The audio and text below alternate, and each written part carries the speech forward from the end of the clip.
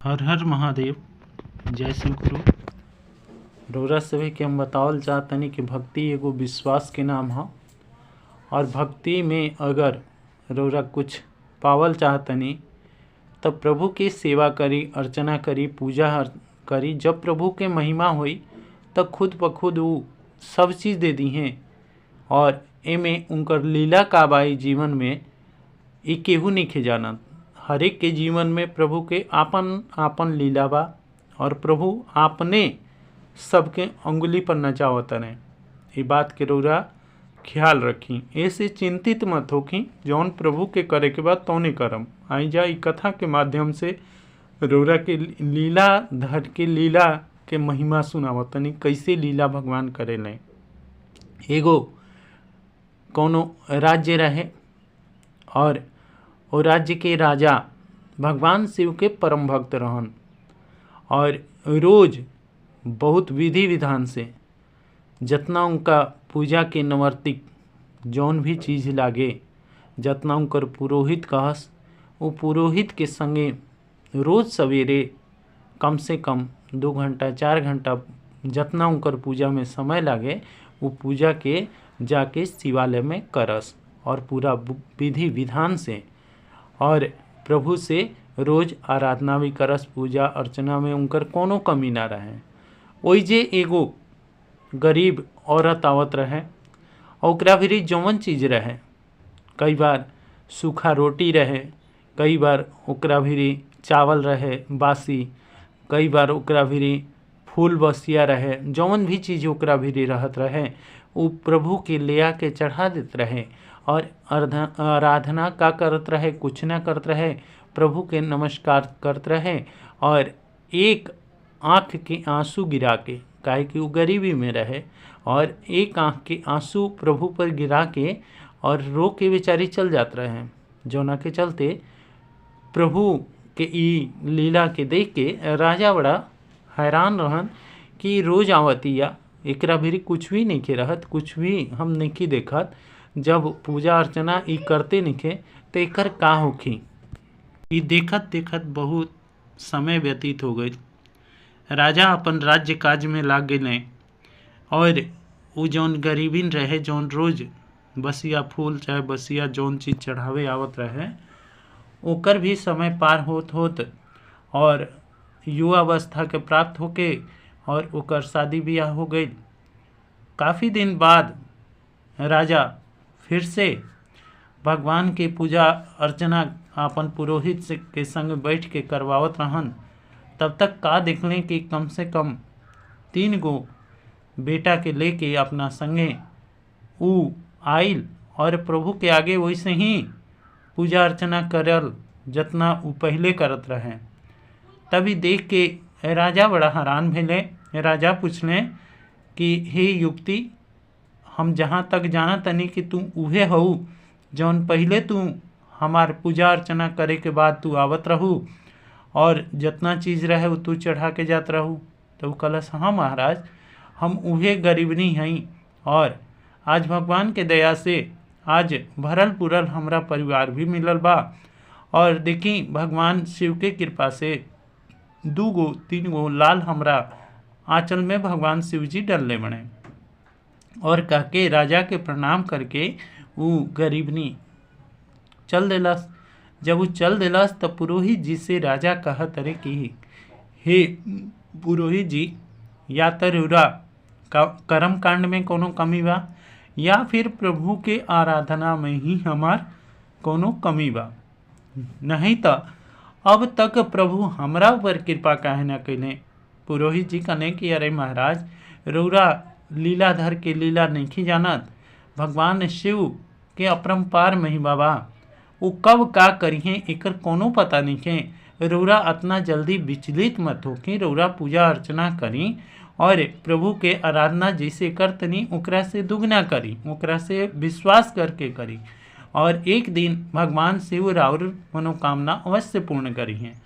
ये तरह करके वो फिर पूजा अर्चना में उला गए और राजा के मन में बहुत बड़ मन में घर कर गई कि एगो गरीबनी जौन बासी सब चीज़ चढ़ावत रहे, कोनो चीज नियम से ना करत रहे, प्रभु के आराधना में भी कोनो समय व्यतीत ना करत रहे, और ओकर भगवान इतना जल्दी सुन लेने कि गरीब से अमीर बना देने, और अमीर तो अमीर ओकरा आंचल में 2 गो 3 गो लाल खिले लागल, और प्रभु हमारा झोली में अभी तक राजकुमार के सुख ना देने। ऐसन प्रभु के का कमी बा, और जौना के चलते ऊ अब थोड़ा मन चुरावे लगले भक्ति से। और ई रोज पुरोहित जी कहस कि देखी महाराज, रौरा हम देखा तनी कि रौरा ए घड़ी काहे अपन भक्ति से पैर पीछे खींचा तनी, रौरा भक्ति में कोनो कमी काहे आवता, रौरा पहले जैसन पूजा अर्चना नहीं करत, पहले लेखा भगवान शिव के शरण में रौरा समय नहीं व्यतीत करत।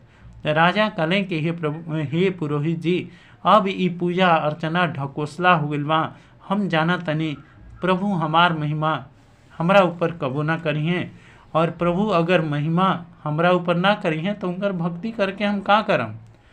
तब वो कहें कि ना राजन, ऐसन रौरा कैसे सोच लेनी, और वो प्रभु के बारे में जौन के लीला ये संसार जाना था, ये संसार के फूल पत्ता इस सृष्टि के कण कण जाना था कि प्रभु के लीला अपरंपार बा।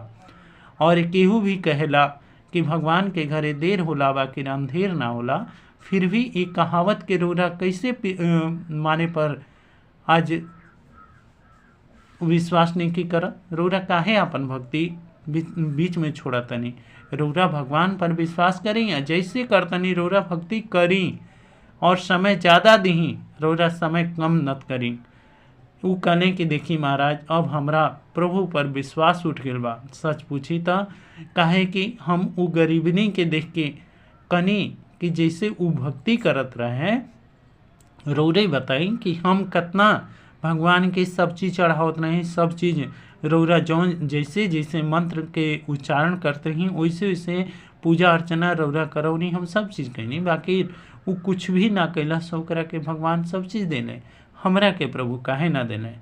तब वो कहले कि देखी रौरा ऐसन करी कि काल चली हमरा संगे, और प्रभु से रौरा अपन जी खोल के प्रभु से एक बार लड़ ली, प्रभु से एक बार रौरा पूछिए ली ई बात के। और एक बात रौरा जरूर ख्याल रखम कि जब तक प्रभु के आगे रौरा इस संकल्प कर लेम कि जब तक प्रभु ना आई हैं तब तक रौरा ऊर्जा से ना उठ के आएम।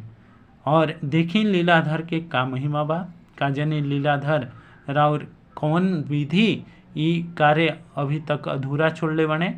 आई रौरा काल के पूजा में चलल जी, और काल के पूजा में भगवान से पूछल जी। ये बात के राजा गांठ बांध ले लें और कहने कि ठीक बा, और काल्हे के पूजा में हमनी के भगवान ने शिव से ये बात के पूछा ताछी हुई। ये तरीकर के प्रभु के महान भक्त राजा दूसरा दिना विश्वास के नाय पर बैठ के और चल गए शिवालय में, जाके पूजा अर्चना कैले, और संकल्प के रूप में का संकल्प कैले कि हे प्रभु, आज हम तबे जाइम, आज हम तबे भोजन करम, आज हम तबे कार्य करम सब देखम कि जब रौरा आके हमरा से मिलम। काहे कि देखी अब हमरा रौर ई जौन भक्ति के नाव बा, वो नाव पर हम तबे बैठम कि रौरा हमरा के आके हमार प्रश्न के उत्तर देम। और ये तरीकर के 1 दिन 2 दिन 4 दिन 8 दिन समय व्यतीत करत करत साल भर वो बैठल रह गए वही आसन पर, और पुरोहित उनकर सब कार्य, और जौन राज्य पुरोहित रहन, जौन राज्य के मंत्री रहन जा, सब चीज़ उनका कार्यभार देखस जा, बाकी वो राज्य काज सब चीज़ छोड़ के वैराग्य हो गए। ये पर भगवान शिव देखलें कि राज्य के सब व्यवस्था अछल बिछल हो गई, तब भगवान शिव उनका भक्ति से प्रसन्न होकर उनका के दर्शन दिले। कहले कि हे राजन, ये बताएं कि रौरा सब राज्य का छोड़ के गृहस्थ जीवन छोड़ के वैराग्य काहे धारण कैनी है, आखिर रौरा का चाहतनी। तब वो कहले आँख से आंसू बहता, पैरों तले उनका भगवान के पैर में पड़ के और खूब रोतने। भगवान कतनों कहतने कि अरे राजा कुछ बोला, बाकी उनकर आँख के आंसुए नहीं रुकत। प्रभु के देख के वो अपार बहुत सागर में खूब तैरत तने, खूब रोवत तने, खूब ज़्यादा रोवत तने। तब भगवान कहने कि अरे राजा बतावा काहे खातिर इतना अधीर भइल बना। तब वो कहने कि प्रभु एक बात के रौरा हमरा सवाल के जवाब दी कि हम अपना भक्ति आराधना सब चीज़ कहीं, बाकी हमरा आज तक आंचल में हमार रानी के आंचल में रौरा एको लाल काहे ना देनी, कौन हमार गलती बा, हमार पूजा में कोनो भक्ति में कोनो आराधना में कमी बा। तब वो कहने कि ना ऐसा कोनो बात नहीं है, और समय आई तब हम रौरा के राजकुमार भी सौंपम। तब राजा कहने कि रौरा ई बताई कि रौरा उ गरीबनी के कौन भक्ति पर रौरा प्रसन्न भइने, रौरा ओकरा के सब चीज़ देनी, हमरा के काहे न देनी।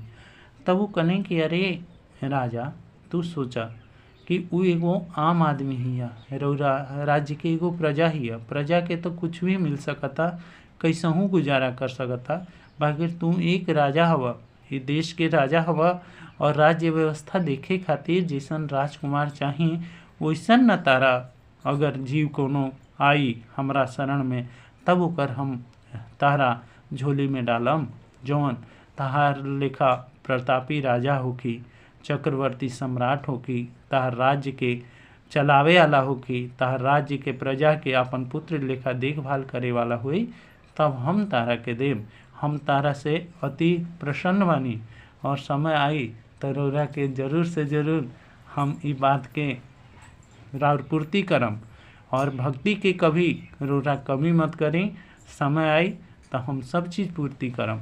तब राजा उठले और भगवान के ई कार्य से अति प्रसन्न भइले, और भगवान से कहले कि हे प्रभु अब हमरा विश्वास हो गइल बा, और रौरा जब मर्जी हमरा खातिर एगो सुंदर सा राजकुमार देव जौन हमार राज्य के भार सब अपना सर के ऊपर लेके चली, और प्रजा के अपन पिता समान देखभाल करी। हम अब आज से राउर भक्ति में कभी भी कमी ना करम। और ये तरीकर के समय आयल और भगवान शिव उनका के बहुत ही सुंदर लाल देने, जौन आगे चल के उ चक्रवर्ती सम्राट बनल, और राजा वैराग्य के धारण कैले, प्रभु के शरण में चल गए और शिव धाम पहुँच गए राजा और रानी। ये तरह ई कथा के समापन होता। और रौरा सभी के बता दी कि लीलाधर के लीला के आगे केहू नहीं के जानत कि प्रभु का चाहत रहे।